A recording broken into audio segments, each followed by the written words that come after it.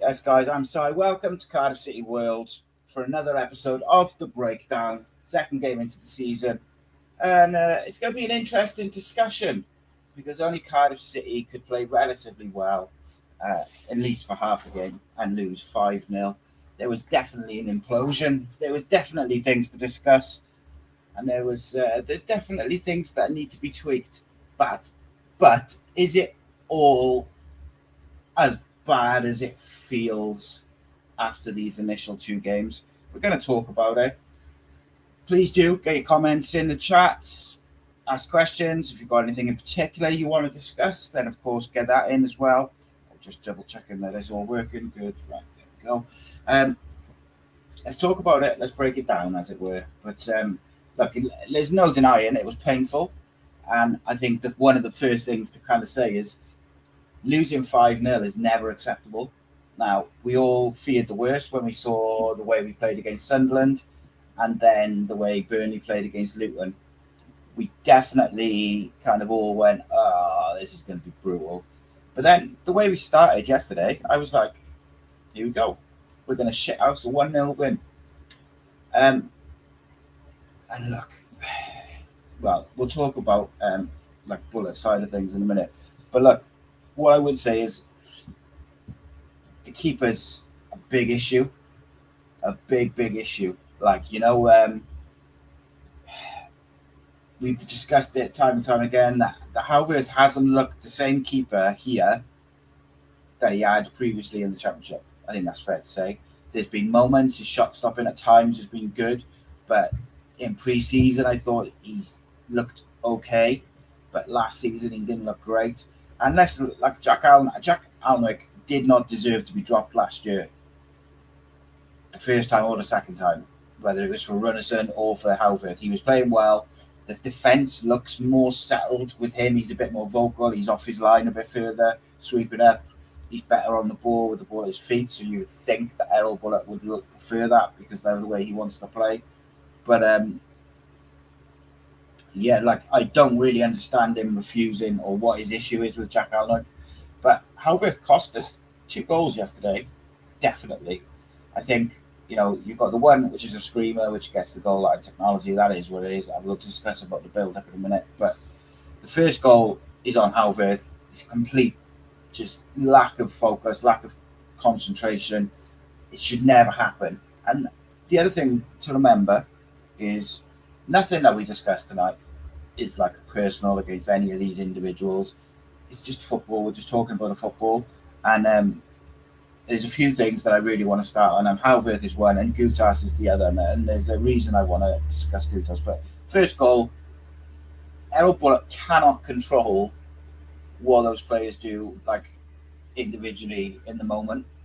What he can control is try and get the best personnel out for certain jobs and for the way he wants to play. And I'm sorry, but you can't tell me that Howard is the best choice for, not just as a goalkeeper, but also for the way that Erol Bulut wants to play. It makes no sense to me whatsoever, unless on like his first day, Jack Alnwick bumped into the back of his car or something and he's never forgiven him. I don't know.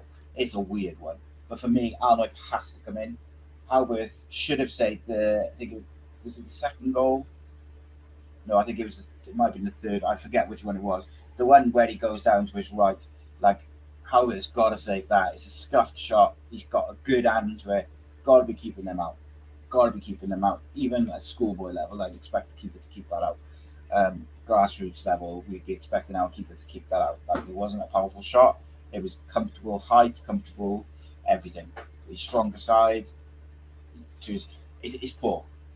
But that goal in particular, that was on Gutas. Gutas playing on the left is baffling to me. So last season, when Gutas came in, he really struggled to adapt to the Championship. And of course, we all said, give him time to adapt to the new league. And then all of a sudden, Erol Bulut switched McGuinness and Gutas. So Gutas was on the right and McGuinness was on the left. And all of a sudden, Gutas clicked for a large part of the season. So it baffles me that last season he was so concerned with Gutas on the left-hand side of the central defence that he kind of was like, no, get over there quick. And he saw the improvement. And then he's put him back there. And Gutas, I've discussed this before, Gutas worries me anyway, because he's like that kind of John Terry-esque type defender who's going to attack everything. He's going to go to the ball. He's going to try and win the ball. And against a good striker or a good forward, that's what they want. They want you to go and try and win the ball, and they'll spin you or they'll turn you, as they did in the second goal. He's gone into an area that he should never, ever be going into, because when he goes there, there's nothing behind him. Nothing behind him. So I don't know what he was doing. He's got to be more intelligent than that. He's rash. He worries me anyway. And on the left-hand side, without being too dramatic, I wouldn't play him. I would rather see Perry NG go and play on the left side of the centre-back until we get this new player in, if McGuinness is going. And by the way, we still paying Mark McGuinness's wages, so should he have played yesterday? I don't know. That's a question for another day, perhaps. But I would play, if assuming we don't have another centre-back in by next Saturday, I would seriously contemplate playing Perry NG on the left side of the centre-back pairing, simply because he's more comfortable on his left side. He can bring the ball out. He's pretty good. And that would also fix a big issue that I think we're having on the right-hand side of the pitch, is we've got no width. Because all our wingers want to cut in, but Perry NG doesn't overlap. He tends to invert more and kind of push into the midfield. And if he does support the winger, he never overlaps. He's kind of just behind. So that was very puzzling to me. The Gutas thing is puzzling to me. I expected him pretty much to go with the side. I think I said on Friday, I thought Mate would play. I think I didn't understand it. And again, I don't want to, it's not a personal thing, but Mate cost us last season by the amount of so many one-on-ones or good chances. And at 1-0, he's through on goal and he misses. And he did it against Leicester last year and they ended up going on to win. Now, obviously, if we equalise to Wigan 1-1, maybe that lifts the confidence. Maybe then Gutas doesn't make a silly error going into places he shouldn't. I don't know. Maybe it ends up 5-1. But it certainly changes the game. And just going back to the keeper thing, what I would say with Jack Alnwick is every time he does play, the whole back four looks more comfortable. Whether that's because Alnwick plays a bit further out of his goal, so he's like looking to sweep up. And I think that can certainly help. And he's more vocal. They might just think he's a better keeper, so they feel more confident with him. And look, we're going to break down, I think I've said and look about 17 times, but we're going to break it all down. We're going to talk about it. We're going to talk about all the different aspects of the game, what we did good, what we did bad, blah, blah, blah, blah. We're going to talk about it. It's not personal to the individual. We all want Cardiff to do better. But I also think it's important to realise we're 2 games into the season, and we talked about at length over various shows, we could easily be, after the first 3-4 games, having 0 points and be bottom of the league. And it still doesn't mean that we're screwed and we're going to go down and blah, blah, blah. Like, we started last season really, really well. Everyone got their hopes up, and then we faded away. Maybe this year we're going to start a bit ropey as we're trying to get the new players fit and up to speed and playing. And then we're going to gain a bit of momentum. Like, it's 2 games in. What you cannot do is go and play the team with the biggest squad in the league, full of multi-million-pound players on big wages, who play good football. Yet you gift them 4 goals. Like, we gifted them 4 goals yesterday. The first goal is on Howworth. The second goal is on Gutas and I think Howworth. I'm getting confused, but Howworth and Gutas makes a mistake. Howworth still scores an own goal. Howworth should have saved another one. And Ramsey gave the ball away for 2 of the goals as well. But Aaron Ramsey, after an hour, looked absolutely knackered. So when you're, 3-0 down, say, do we need to keep him on? Am I, wrong in that?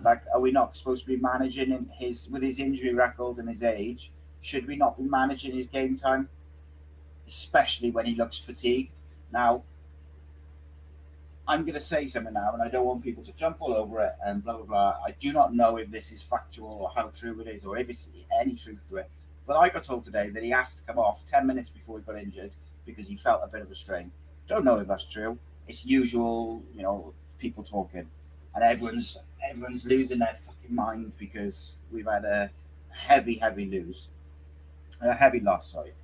But what I will say is, like, if that's the case, that's awful. I thought it was awful mismanagement of him anyway. So take that because it's rumor. Take it out of it. I probably shouldn't have even mentioned it. But, like, take that out of it. When we're 3-0 down, do we need to flog him to death to 94th minute? And I always worry when it's any player goes down with no contact. Like, that's always a worry because you worry that it's something serious. And look, touch wood, that it's just a twisted ankle or something like that, and he'll be all right in a week or two.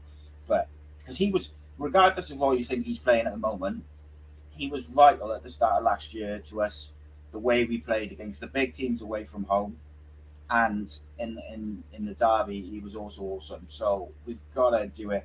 Anybody who's saying Bulut's out is just, I wonder whether you understand football and what works. But, I welcome all opinions as well. But I don't understand it. I understand being frustrated with him.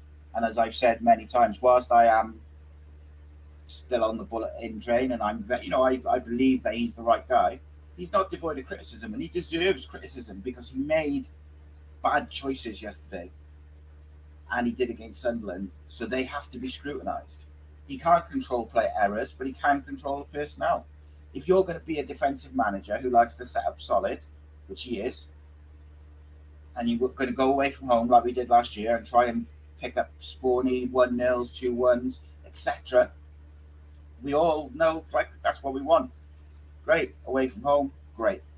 But to do that, your defence has got to be switched on. It's got to be the right personnel. You've got to have the right tools in the defence and the midfield. But you've also got to have pace up front to hit teams on the break and in the transition. Now, in the first half an hour, we did quite well. We played some real good football. And I think if you take that little window and you take the second half against Bristol Rovers and you take the 15 minutes against Sunderland, there is clearly signs that when we're up to what he wants to do, it can work. But he's got, like I said this last season, when we had a bit of a dip around just before Christmas, he's got to stop being stubborn and just picking people off reputation or whatever it is. He's got to look. Right, I saw Paul Abandonado post earlier that Cardiff have got one of the oldest teams in the Championship. That's a concern in itself, especially when you've got a group of really, really talented youngsters who you could integrate into the squad and use in certain games, certain scenarios. At the end of the day, if they are old enough, they are good enough. And I will stand by that. And you have to look at the history of football of that. You look at the other Championship teams, they're playing 17, 18-year-olds. We have to, like, these youngsters, one way or another, they're going to play somewhere and they're either going to excel or they're going to fail. At the moment, we haven't got a right wing because our fullback isn't an overlapper or whatever, he can't overlap. And our wingers cut in. So why don't we play one of the numerous talented attacking fullbacks we have? Yesterday was almost like a free game in terms of, I don't mean a free game, of course you want to go to win, but like no one expected us to win. No one expected us to get anything from it. So why not, give one of the young fullbacks a go? I'm thinking more Raheem Conte. And when I heard that he's planning to send Raheem Conte on loan, I'm horrified by that. As someone who's very pro Bulut, I'm gutted, because one thing you could say about Romeo as a footballer last year is he's a handy player to have on the bench because he can play fullback, centre-back and centre midfield. Well, Raheem Conte can play right back, right wing, left wing and central midfield. He's a handy player to have. And I think he's shown enough at right back that he'll get forwards and do it well. But he's also defensively sound and real composed on the ball, so you can, he's press resistant. You can play the ball into him. He's comfortable on it. So it's like, why on earth would you send someone like that out on loan who suits your system, has got energy, has got pace, but is also defensively responsible? Then you've got a talented youngster like Pacquiao, really, really highly rated. You've got to play these players, because I'm not saying start them every week, but I'm saying you've got to give them minutes. And I've been really disappointed to see the bench in the first couple of games. That all the youngsters have kind of been abandoned. Not abandoned, but like they're not getting. Fagan Walcott, great. Could we have put like a Conte, a Giles, or a Pacquiao on instead of Ridamoto or Joel Bagan? I understand. Like, I saw some people saying, why didn't you put Robertson on? I think once you got to once that third goal went in, I kind of understood not risking him. I kind of got it. But let's go back. Let's go back in time, right? Last week, Ollie Tanner against Sunderland, I was very, very, very, very, very, very, very critical of him. Very critical of his performance, his attitude, his work rate, his body language, the whole hog, and the fact he threw his shirt or his tracksuit top on the floor. I was critical. I slaughtered him, but not in a personal way, just his performance. What he did, he didn't say anything on social media, didn't do anything, got his head down, went to train him. Next time he got an opportunity on a pitch, showed what he can do. And he did everything. And look, I get it, the opponents weren't as good, blah, blah, blah. But he did everything he didn't do against Sunderland, which was be direct, attack his fullback, link up with Ruben Colwell, link up with the number 10, create chances, cause havoc with his pace. So I'm thinking, yesterday, right, we're going to play Burnley, we're going to set up solid, and then we're going to have pace on the right-hand side with Tanner, and we're going to have a bit of trickery on the other side with Willock, and then it's who he plays through the middle. And we play Mayte, and then the one chance we get, or the one-on-one chance we get, falls to Mayte, who can't finish for Toffee. Let's go to some comments, because I'm kind of interested. I'm sure some people will disagree with me, some people will agree, some people will be somewhere in between, but I'm interested in what the people are saying. Jeff Dela Cruz says she needs to show the goalkeeper coach the door. Matthew Angel says, should Ramsey have been taken off once we were well beaten? Yeah, so Renario says the club's going to panic soon and we're going to end up in a Steve Bruce like, mate, do you know what, right? I accept that if we get stuffed by the Jacks next week, Bulut's going to be under tremendous pressure. You can't get away from that. Football's results business, it is what it is. But what I'll be gutted by is, one, if we get rid of him without a plan before we get rid of him, whether we get rid of him soon, 2 years, 3 years, whatever, whenever we get rid of a manager, I hope we're past the point of sacking someone and then going, I don't know, should we look for a manager now? Have a plan. And if we revert back to one of these dinosaurs who kind of just goes around and gets all the I'd be absolutely devastated. Matthew says, Halverth has been up for scrutiny far too many times for me. Time to give him a rest. Yeah, you've got it. He also says Kutas does not look the same player playing in front of Halverth. Yeah, but I also think that a big part of that is playing on the left side again. He's very uncomfortable there. Reese says lack of mobility in the middle, yet again a big issue. Same issue for years, never been addressed. Yeah, hopefully Robertson will be a big part of that going forward. And I would assume he's got to start now against the Jacks now. But I'm sure we'll end up with flipping Wintle, Rinamoto, and Sayo or something ridiculous. But yeah, you'd like to think that he's got to play Siopis, Robertson, and Colwell now, which I think a lot of people have been asking for in some fashion. Jonathan Davis says, Jack Alnick, very unfortunate that Buller wants his own man in goal and is shooting us in the foot. Yeah, he's causing us a big issue. Bob Banks says Alnick's back keeper, 100%. Jonathan says, reminds me of when Tan bought the club and wanted his own man, sacked Dave Jones, been looking for someone that can keep us competitive on a shoestring ever since. Dave Jones was successful at that. yeah, for all his faults that Dave Jones had as a manager and whatever, like did a good job at Cardiff City on not very much money. Matthew says whatever happened to Dave Jones. Renario says he's a financial advisor now. Best manager we've had in many a year. Paul says Gutas out of sorts, Halverd asleep, just where he was at that moment. And for other goals, just not even a sniff at Burnley's goals. Burnley didn't get out of second gear. They will be, yeah, look, Burnley will be bang up there this year. I'd be very surprised if they're not in the top two. But we played well and we were giving them some trouble. We had a chance, we had chances, and we didn't take them. And as I said about the defensive side of it, you have to keep it tight against these big teams in the Championship, and you'll get punished for you'll get punished for your mistakes. We got punished for our mistakes against Sunderland, and we got punished yesterday. But if you're going to be a defensive manager, you've got to be defensively solid, and then when you do get the odd chance away from home, you have to take those chances, and we didn't. So yeah, frustrating. Joshua says, "Side 2 games into the season, fans have lost the plot again. Look at the table and see where we're at in October. Let's not have another Steve Morrison situation."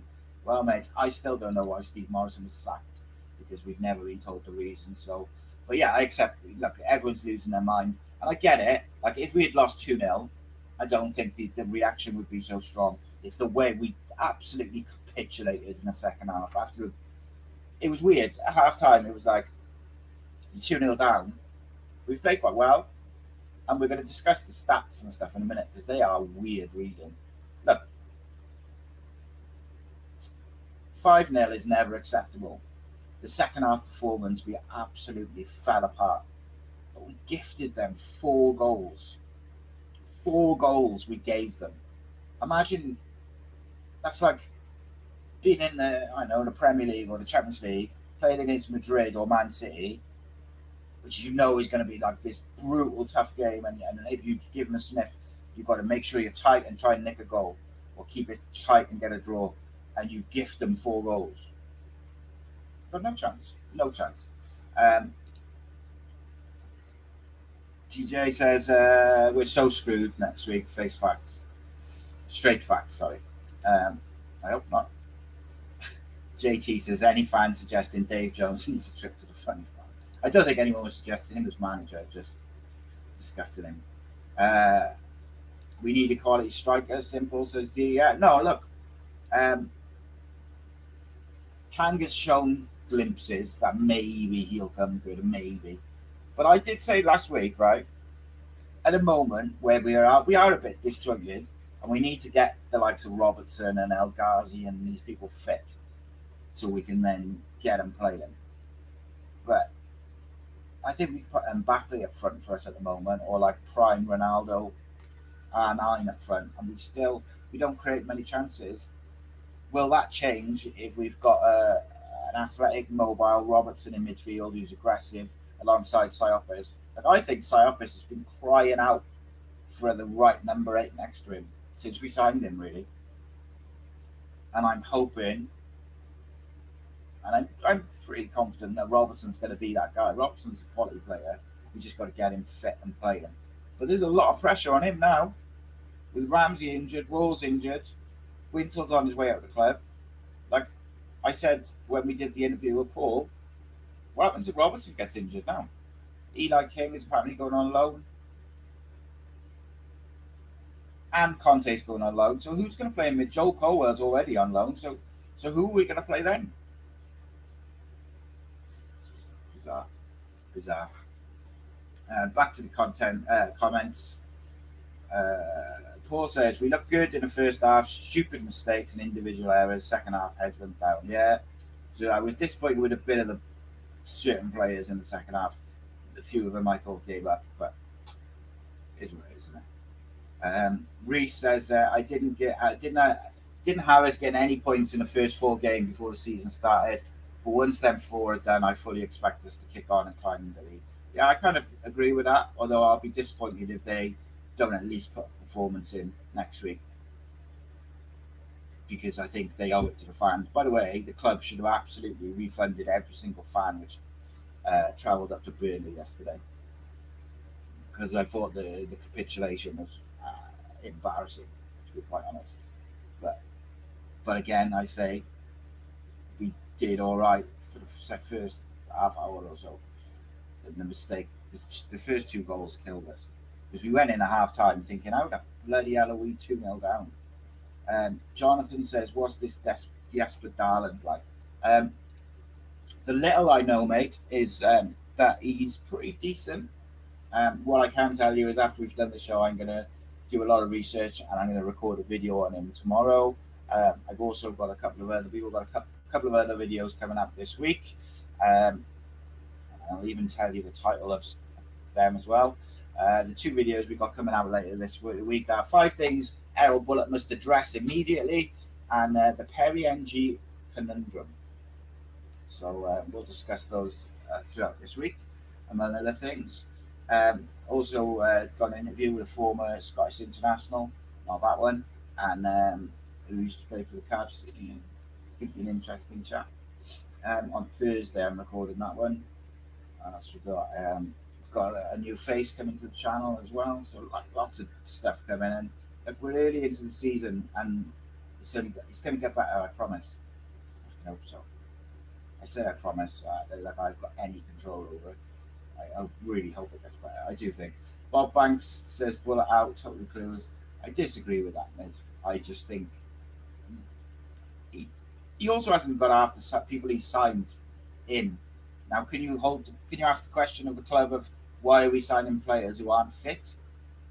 I mean, you could ask that question, but it's like if you get the opportunity to sign a player who you think is going to work for you and suit your system and blah blah blah, and is good enough or is going to improve the quality of your team, but he's not match fit at the moment, are you still going to sign him?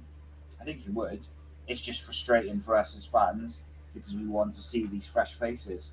We need these fresh faces to inject a bit of positivity into the place because it's mad, isn't it? Like going into the Sunderland game, there was so much positivity around about all the way we'd gone about the transfers and the players we were still looking to sign, and that's kind of been like wiped away in the space of 2 games. I do think that it will come. Reese said, I am frustrated with Ramsey. My last good game was Swans home last September. We keep hearing he's getting fit, etc., and then his body breaks down game after game. He's now an impact sub. So I understand the frustration. I disagree slightly that his last good game was against the Jacks. But I also think I don't put yesterday on him because he should have been taken off 20 minutes, 30 minutes before that.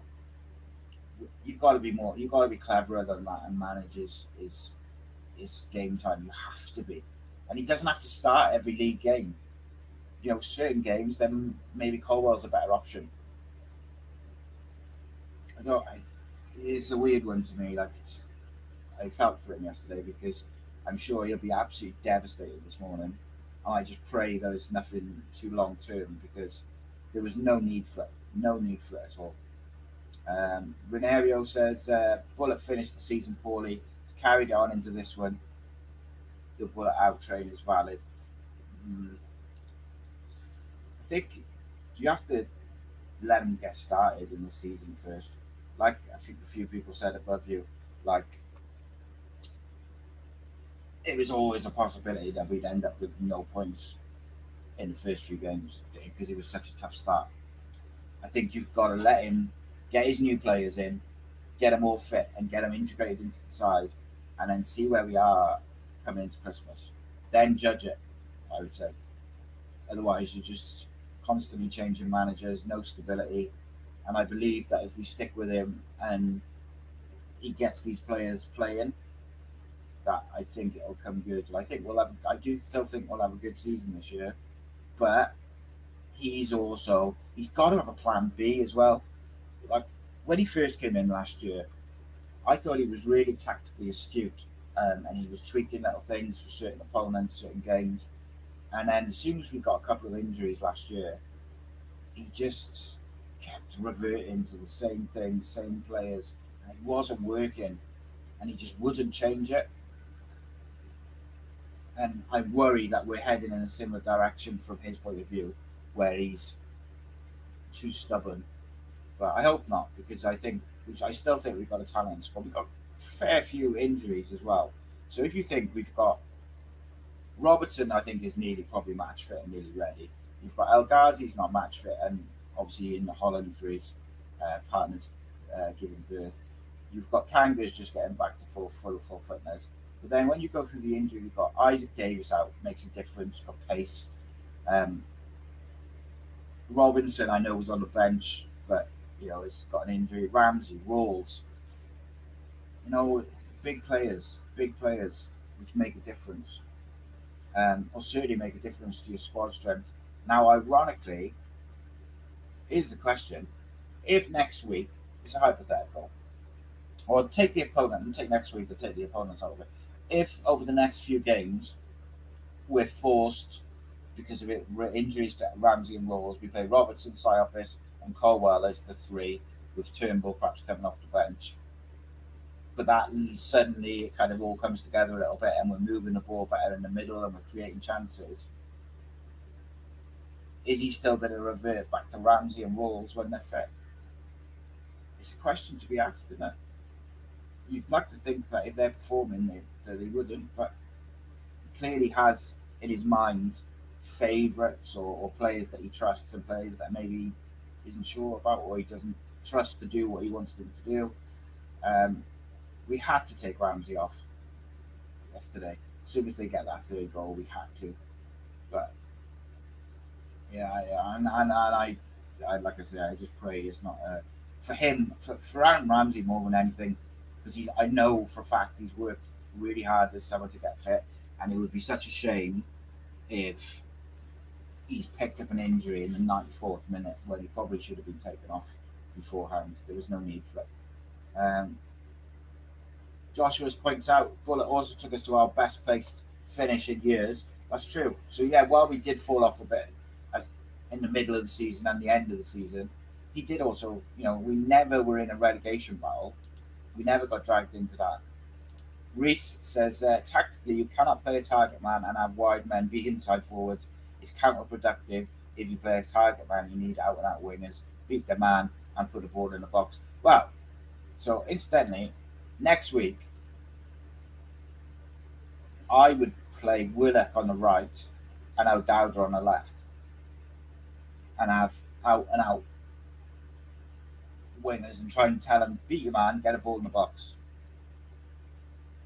But go back to that, Reece, just saying. So do you know how there is one kind of way that can work? And that's if we had the shape in possession that we had in pre-season, which is where the fullbacks are right high up alongside. So you have 5 across the front.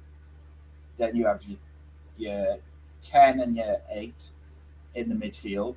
And then you have your 6, so Siopis just drops in between the centre-backs. And you end up, when you've got the ball, you end up with a 3-2-5, and you pin the opposition back. And it worked really well. It looked nice in pre-season. Now I get it. The opponents are different. The intensity is different. But that shape does work. It creates width. It puts pressure on the opponent, and it stops the opponent being able to pass through you. So I was a little bit disappointed when we didn't see that shape continue into the season. Bob Banks says, Bulut's incapable of managing the talent of Ramsey. He should have been withdrawn at 3 down. Yeah, 100%. Jonathan says, our transfers are not fit yet, and we've had a lot of other key injuries, mainly up front. It's going to be a struggle. Kanga isn't ready. Davis and Atete are injured. Robertson hasn't trained either. Yeah, and this is my point. We have to be patient. Let's give him time to get those players in. This I agree with. Erol Bulut needs to pick players who are in form. 100%, mate. And I know not everyone is sold on Ruben Colwell. I get it. But last year, as an example of this, how many times did we see Ruben Colwell withdrawn when he was doing well, or have one of his best games and then the next game he was rotated out for whoever? We saw it all the time. He's got to pick the players who are in form. Josh says Al Ghazi hasn't even played yet. Yeah, and look, I would like to think that he's training to get fit, and maybe we can arrange like a behind the closed doors friendly and try and get her up to match fitness. But it'd be nice to it'd be a bit of a lift if we could get him on the bench next week and give him 10 minutes or something. But yeah, I don't see it. Drew says second half definitely felt like a pre-season game. Yeah, they didn't get out of second gear. Drew also says the youth players are definitely good enough. Best bunch we've had in a long while. I agree, mate. I said it during my pre-season and when we were doing all the shows. I said I liked what he was building with his signings in and the players who he was trying to move out. And I liked the fact that it looked like he was going to integrate Conte, Pacquiao, Giles, Fagan Walcott, and possibly Joel Colwell. Obviously, Joel's gone on loan and he's doing very well. I was disappointed that Reindorf wasn't on the bench yesterday. We put a half-fit Robinson on the bench instead of playing a under 21s player who absolutely impressed, couldn't have done much more on Tuesday. Made no sense to me. Made no sense, especially in a game where we were always going to need some pace up front. The youth players, younger players, they're not youth players, this crop of youngsters who have played a bit of first team football here and there, right? They will come in, they will play without fear, they will be direct, and all the good things that you get from young players. But you know what else young players have these days? Is they have exceptional coaching. They're all exceptionally technically good. They're all good and on the ball. They can all pass it well, etc., etc. Louis Giles' crossing is phenomenal, and how we could do with that at the moment. Pacquiao, great going forward. I think Pacquiao is such a talent. Probably needs a little bit of work defensively, a little bit, but going forward, he is phenomenal. Conte going forward is decent, but defensively is real switched on. They've got to be integrated for me. They've got to be, especially in the home games. Odd start here, bit of game time. It doesn't make sense to me otherwise. What you're doing, why or what are we doing if we're not? What's the point in having this academy and then you have a big talented group of players who are ready to play first team football to a certain degree? And look, it might be you play one of them and they have a nightmare and you've got to take them out for a bit and integrate them back in, or not a nightmare, but they're not quite ready. But you know what else might happen? You might play one or two and they excel. They push on and they kick on because they play without fear, and they will only get better from playing first team football. And they could be the lightning in a bottle that you need to kickstart your season, because young players around some of the experienced players we've got will only invigorate them. Look back to the game last season when Conte, Giles and that, they all came on in the second half, and bloody the likes of Gutas and Rawls and the rest of them, they look like they had a second wind with these young players around them. They need legs around them to play their thing. Frustrating. Bob Banks, I alluded to this just now. Managers are in a results business. Simple. We can't even score a goal. It's only 2 games, mate, against 2 good sides. Long way to go. Andrew says with Rawls injured, Robertson needs to play in his position next game. Yeah, I don't really understand why Robertson played in the 10 and Colwell played wide against Bristol. The only conclusion I could kind of draw from it was a combination of Robertson played there to protect his fitness a little bit so he didn't have to go up and down box to box. And then the other aspect of it was that Turnbull dropped out in the warm-up, so he kind of brought Eli King in, and I don't know. Even then I would have still, Robertson has been signed as the 8th to play alongside Siopis. Bloody play him. Donna says, I know everyone's saying give it Bulut time, but if we lose Sunday, I think his time may be up. No wonder he was desperate for a 2-year contract. I see, it'll be painful and it'll be brutal and the pressure will no doubt be on him. But I just think, just sacking a manager after 3 games of the season, do we want to be this club who's just binning off managers fucking every 6 months, every 18 months, whatever. Like, he stabilised us last year, so surely now we're going to kick on. What, just because we've lost the first 2 games, that means we're not going to kick on? Bizarre to me. Like, I get it, and everyone's entitled to an opinion, and like, I understand people's frustration with him. I'm frustrated with him. I understand people's frustration overall with it, but it's mad to me that people are saying like get rid of him. Mad to me after 2 games. Jonathan says Al Ghazi hasn't played. Kanga's had no pre-season. Robertson had no pre-season, only a cup game. Chambers years without games. Only one we've seen properly is Willock, who hasn't looked too bad. Yeah, and I think all the players that we've signed, when they're fit and they're firing, improves the starting 11. So we're going to get better. Holton says, where will Chambers play if a new centre-back plays? Signs. Well, I hope alongside the new centre-back, mate, to be quite honest. Unless we move him out to right back instead of Perry MG. Because Perry does not look himself. But I would imagine the new centre-back will play on the left and Chambers will play on the right. I would assume. Because Gutas does not look great at the moment.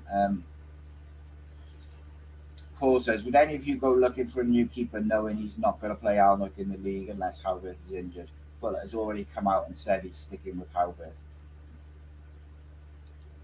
I said in the summer or at the end of last season that I wouldn't have been surprised if we sold Alnwick simply because the manager doesn't fancy him and Alnwick should be playing. He knows that. I'm sure other people within the club know that. So if he's not going to play him, maybe it is worth getting another keeper in. I don't know who you get, but try and get Tom Heaton on loan rather him than Howbeth.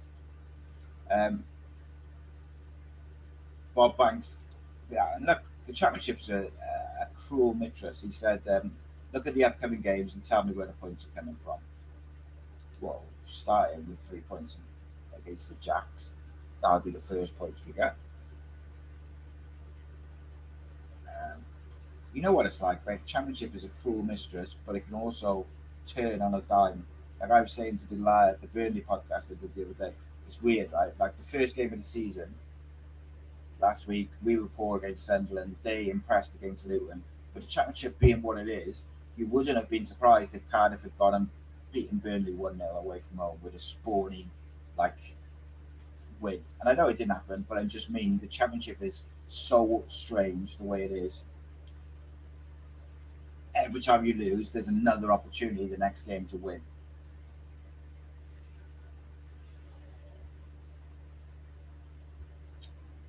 Let's see what else we got.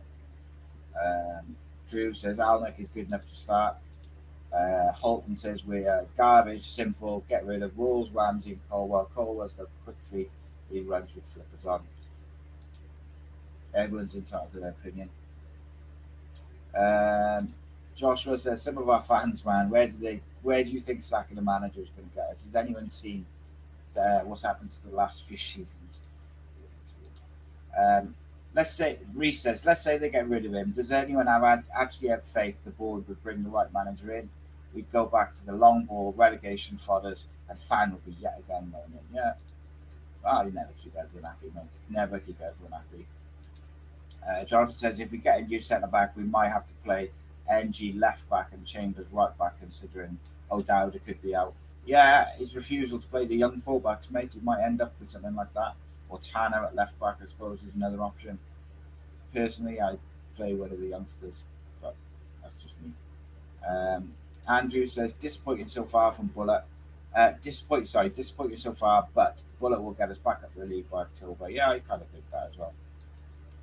Holton says, Kanga not impressed me either. Bargain bin rubbish.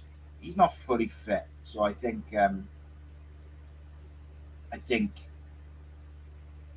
he's shown glimpses maybe that he can come good, but I still think we need another striker, and we need another striker sooner than later.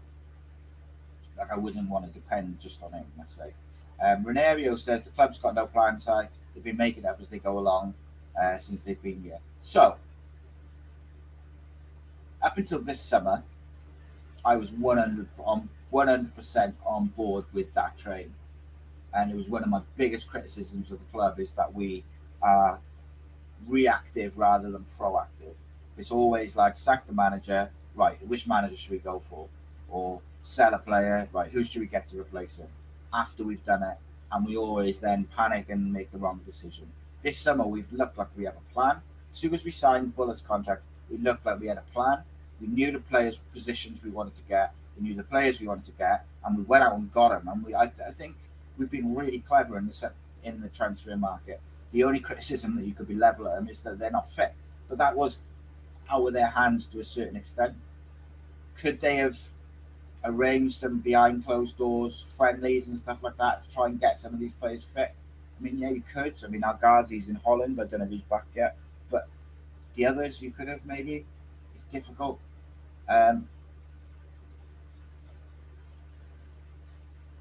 It's a weird one.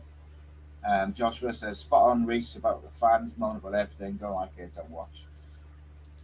You could say that some of them are voting with their feet already, mate, by the crowds that we get. Should be getting more. But I put that down to a variety of reasons.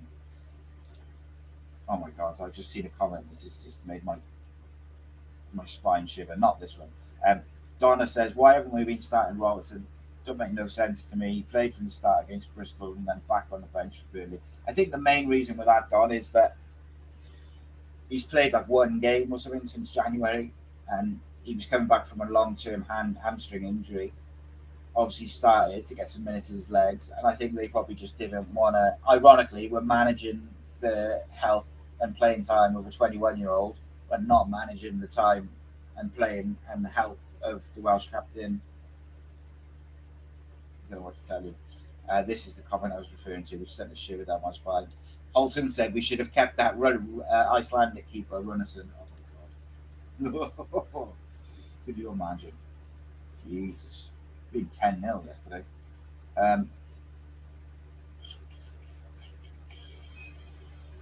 So what else we got? Jonathan said, would have been the same result with Runarsson. To be honest, Burnley had 4 shots. Yeah, so let's talk about the stats from this game, because they are wild. Really are, like, so strange. So, like, just on SofaScore, obviously finished 5-0. Some of the player ratings on there, are they voted for by fans on SofaScore? Because I do not agree with some of these. But anyway, we go. Statistics for the game. Expected goals. And look, XG is like a really good stat to see what you're creating, how good your chances are of creating. Burnley's XG was 0.81 yesterday. Ours was 0.62. Big chances created. They had 1. We had 1, which we missed. Total shots on goal. They had 9. We had 11. Goalkeeper saves. They had 4. We had none. So our goalkeeper did not make 1 save. That's a problem, which can be solved. They had 2 corners. We had 5. They made 95 passes. Right, passes. They made 489. We made 509. Tackles 1. Tackles 22 to us, 15 to them. So, like, we came out on top in a lot of stats, but the stats that matter, we didn't. They punished us for mistakes. And what we need to do is we need to cut out the sloppy mistakes at the back. Because if we can make and I thought we were going to be really good defensively this year with the likes of Chambers being added. If we can make our defense mean, and we can become tight at the back again, then I think that's where we'll start to build. Does that start with the keeper? In my opinion, it does. I think you've got to get Armwick in there. You've got to hit the woodwork. 1 to us, none to them. And shots on target, we had 4, they had 4. Poor. Shots inside the box, we had 7, they had 3. So this is what I'm saying. Like, take the scoreline out of it. There was elements of that game that Cardiff did quite well in, but the manager has to get the personnel correct first and foremost. So look.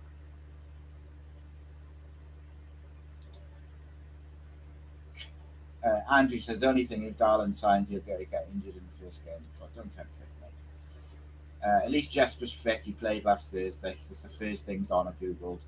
Good. So Andrew says Cardiff shouldn't be signing non-fit injured players that's on the recruitment team. But this is the question I put to the chat earlier: is if you've got a player who's available at a price that's in your budget, and you think that he improves your starting 11, but he's not quite match fit, because none of them are injured, they're just not match fit or they're not ready. Apart from Al Ghazi's probably the exception because he hasn't played for so long due to his legal dispute with his previous club. But if you've got the opportunity to sign players who can improve you, but they're not quite up to speed because they haven't had a pre-season and they were, coming off the back of an injury, providing they pass their medicals and that, I think you'd be stupid to turn them down. You just got to be a bit patient. Like Robertson's going to start against the Jacks, surely, because we mentioned he played in the Carabao Cup from the start, so he's got minutes in his legs.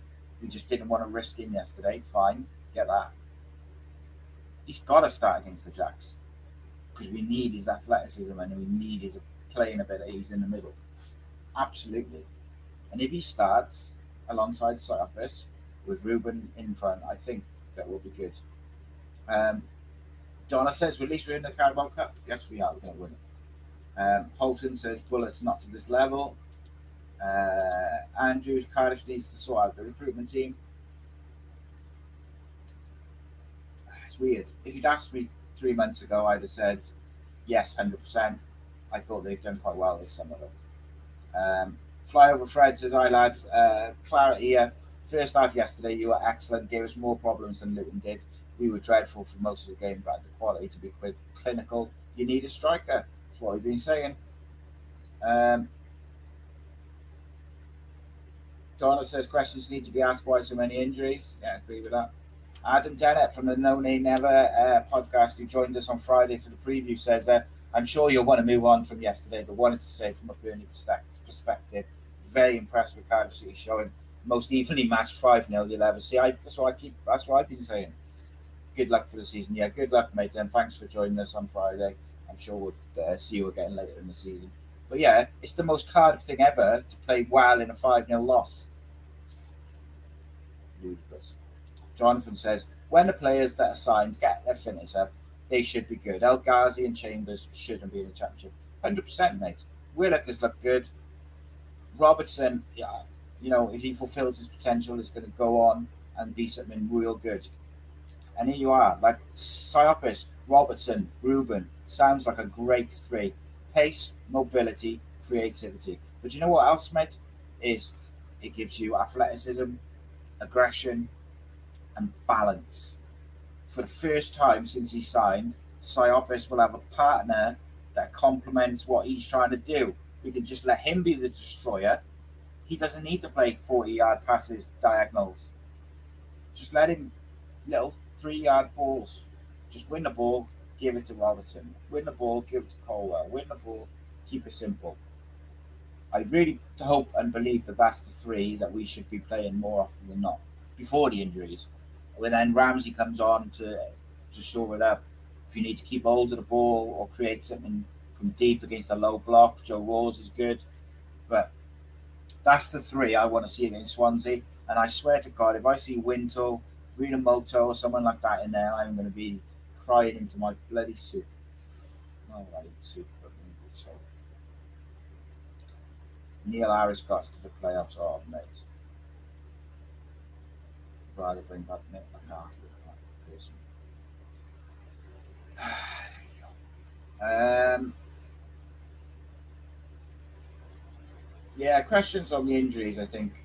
Not so much the injuries or the fitness of the players coming in, because I just think that's just a reason of circumstance. And also probably why we got them so cheap, because they hadn't played for a while.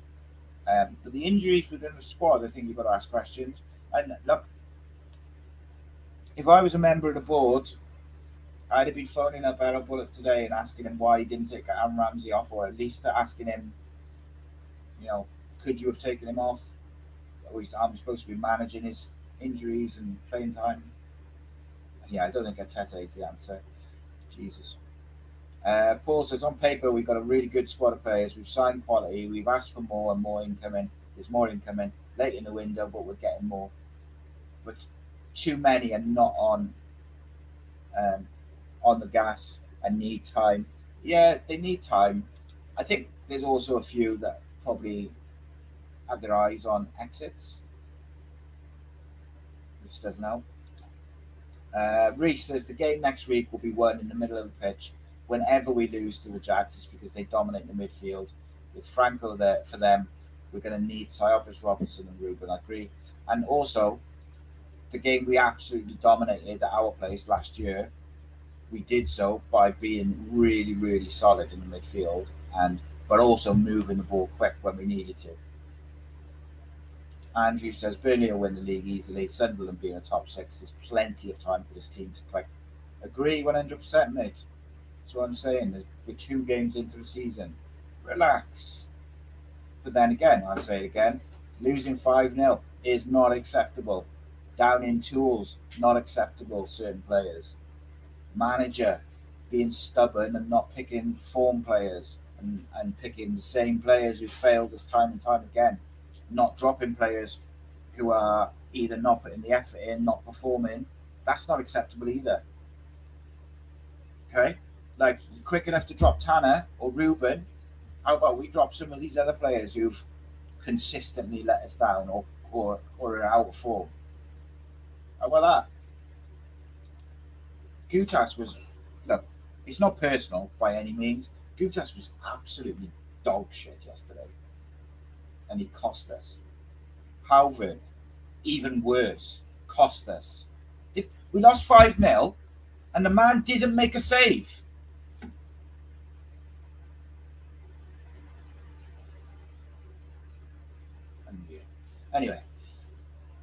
Anyway, there we go. It is what it is. Onwards and upwards we move. Leave it behind. Matthew asked the question, do you think our pre-season games weren't challenging enough? You look at Burnley, they played Spurs, Forest and Newcastle. Yeah, so I had this discussion with someone yesterday who plays professional football, not for Cardiff, but he plays in the Premier League. So for my boys' grassroots team, we've played 3 pre-season games against teams outside of Cardiff, and we've played teams who are generally above our level, apart from 1 or 2. But played a team yesterday from Bridgend who were older, bigger, better, and we put them. It was a really close game. The boys battled and did really well, but it was a tough game for them. And we were explaining them to afterwards, like, the reason you're played older boys, bigger boys, better boys, is so that when you go into your league, you'll be better prepared. And I do think that with us, we played teams generally in pre-season that we'd expect to win. Like, there was no one who I was looking at thinking, oh, I'll get a bit of a drubbing today, or this is going to be tough. Do you know what I mean? And I think that's something in that, mate. I think we should have. I would rather play really tough teams throughout pre-season and lose all of the games, but like put in a battle and lose close games to tough teams, than just go and play teams you expect to beat and you achieve nothing and you're not ready. It's a good question, mate, and it's something that I've been thinking about over the last couple of days. And only one friendly at the Cardiff City Stadium. And I tell you what, in terms of the crowd, by the way, I don't know what the club is doing in terms of trying to get the crowds up and people invested in the football club. They're doing a terrible job of that at the moment. It's the 125th year anniversary. Like, I don't know. I don't want to say too much, but like, if I was running their YouTube and social media, I'd be doing things a lot differently. And I'd be getting people emotionally invested, celebrating that 125th year, so that by the time the Saturday comes, they can't bloody wait to get down the stadium and watch the football. But everything is just apathetic from the football club, apathetic from a lot of fans, and then the fans who are there are kind of, some are losing their minds, some are on board with it, and I think everyone just needs to relax and take a breath. I get it, I get it completely. I'm not happy. There's certain aspects of it which I'm fuming with, And then there's other aspects where I'm like, right, just relax, chill out a bit. Right, last few comments I'm going to go through. Let's pick one. Jeff, I haven't seen one from you for a while. Says, agree with everything you're saying about team selection, team positioning, not playing the kids, dropping players, goalkeepers, etc., etc. Thank you, mate. I appreciate that.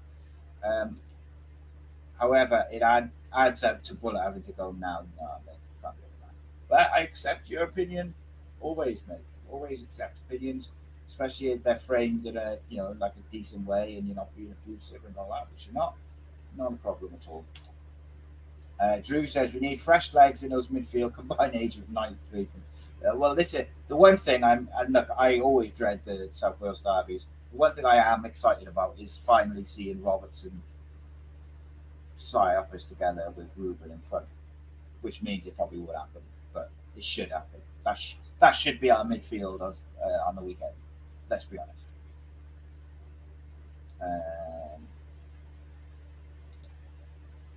Jonathan says, to be honest, Preston did it after one game, so we wouldn't have the first knee-jerk reaction. Yeah. So look, Paul says, we haven't been settled for years. I think our frustration is the last 4 or 5 years. We've been out of the top 6, cost-cutting in the last couple of years, bringing in dead players, poor managers, etc. Yeah, let's just... we all know what the Championship's like. So last year we had our good run at the start of the season. I'll tell you what, let's start our good run in November and finish it in May and go up and get to the playoffs or be up there and in the conversation. Reach says that don't forget Coventry were bottom after 10 games and ended up in a playoff final. Exactly that, mate. The Championship is a cruel mistress, but once you get momentum, woo!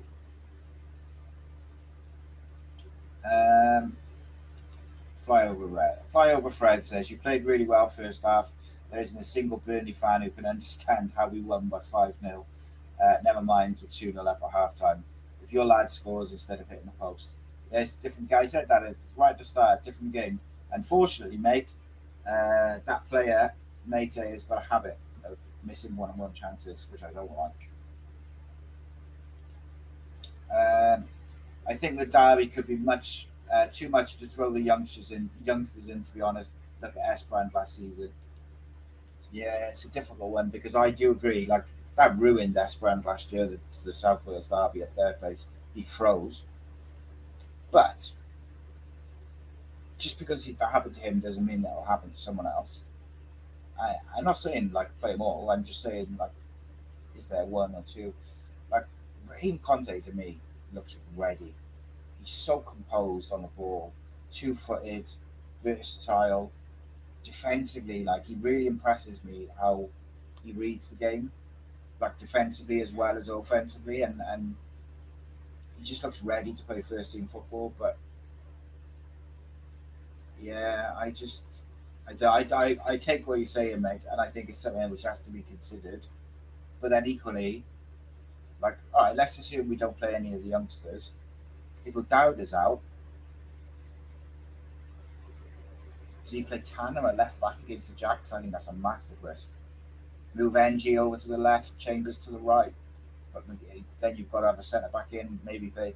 I think I'd rather see younger players at full back than I would at centre back, and that's no disrespect to Fagan Walcott because I actually think he could end up being a starter for us eventually, but it's a big ask to play centre back in that game.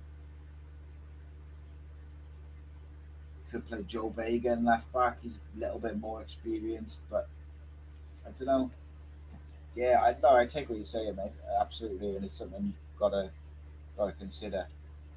Reese says, question then: do we blame the board for taking too long before giving Bulut a contract because we've signed players late and haven't been able to give them a pre-season? We never sign early. Yeah, I mean, I always say that we never seem to get our business done early. But I will say that I think we should give the board credit for what they've done this summer in the transfer window because I think they've been more proactive than probably fucking 10 years. So I think I understand what you're saying, but like for me, it's the best window we've had in a long time. And yes, I say that after we've conceded 7 goals in 2 games.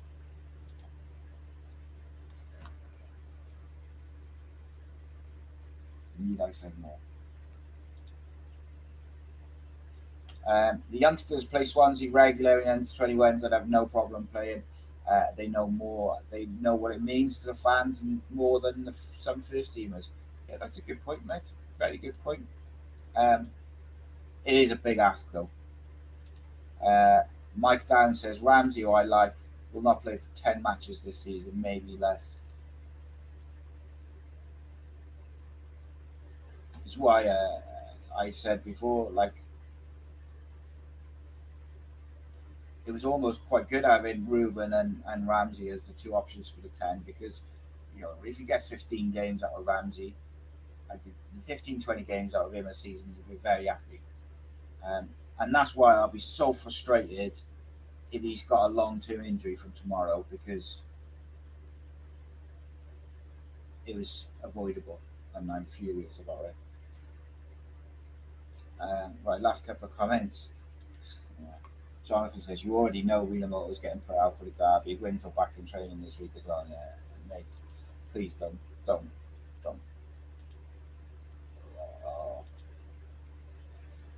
The guy got all excited about finally seeing that midfield 3, and then that's what's going to happen.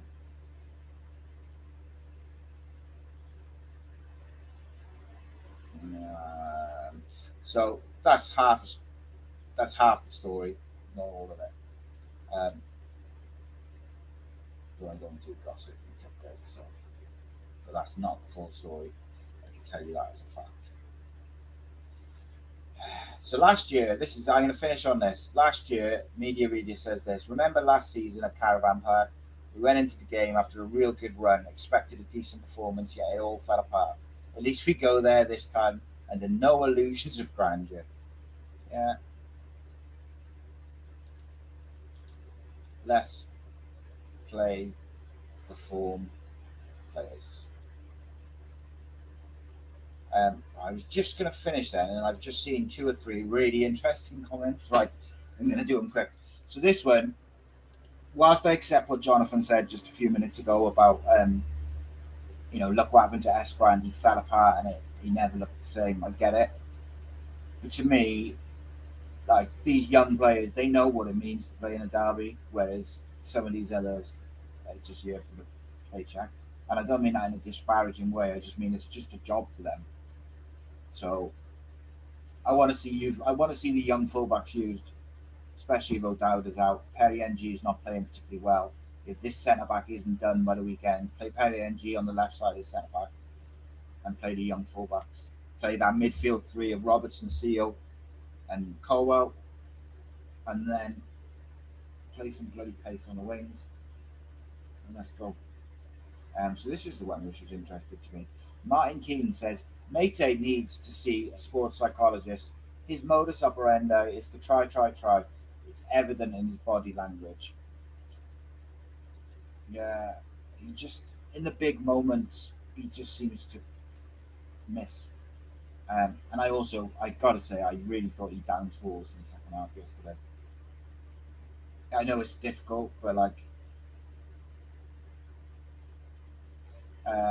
Jonathan says, they killed the home atmosphere when they moved the Canton away from and the away end stadium. Yeah, Ninian Park used to be a cold red stand. Yeah, and you don't get a banter back and forth between the fans, do you? Like the chants going back and forth.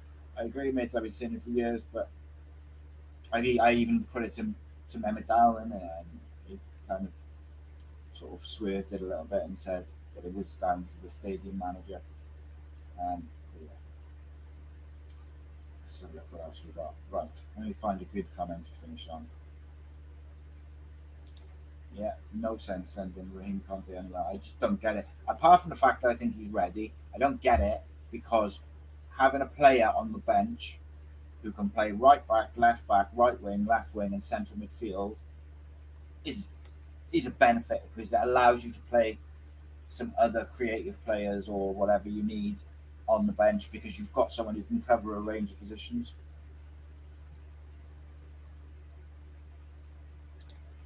Ronald to ruin NG again this weekend, so I'm nobody talking about that. Yeah, Perry's been poor, mate. Real poor this season so far. It's why, in part, I would move him. If we don't get this Danish lad in, I'd play Perry NG in the middle with Chambers, because I cannot see Gutas playing on the left side of that defence against them lot. It'll kill me.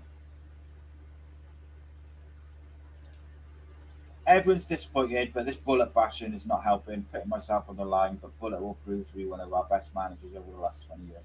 I agree, mate. Fully with you. Fully with you.